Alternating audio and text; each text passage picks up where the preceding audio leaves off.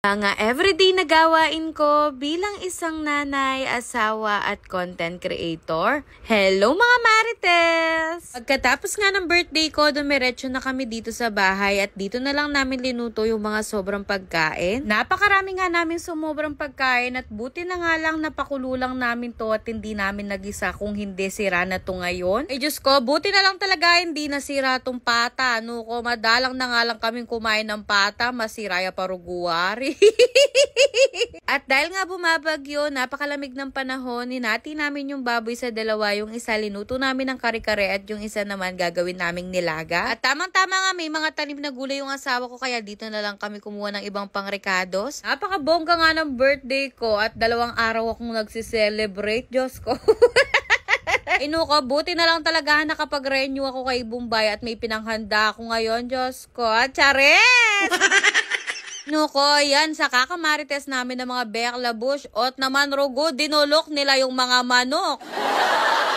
Ay Diyos ko, hindi ko pa man nagigisa yung asado, ramdam ko nang magiging coffee flavor yung asado ko.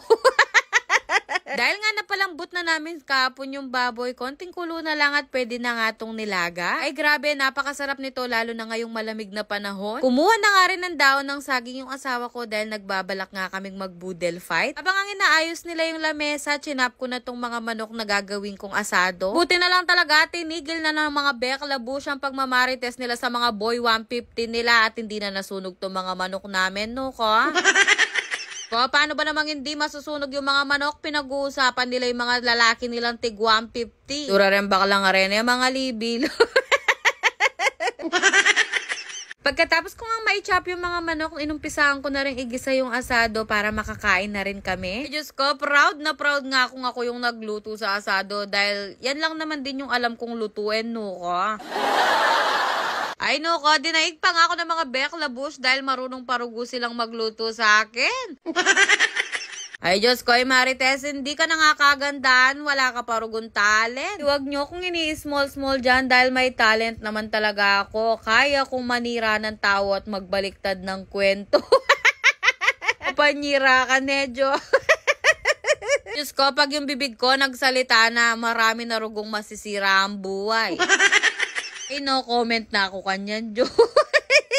Ay grabe, kahit napakasimple lang ng birthday ko, talaga namang napakasaya dahil nandyan yung mga taong nagmamahal sa akin. At sobrang nagpapasalamat din ako kay Lord sa panibagong taon at sa maraming blessing. At sobrang nagpapasalamat din ako sa mga kaibigan ko dahil kahit meron na kaming kanya-kanyang buhay at pamilya, lagi pa rin silang nandito pag kailangan ko sila. Lalo na pag birthday ko, laging present ang mga yan.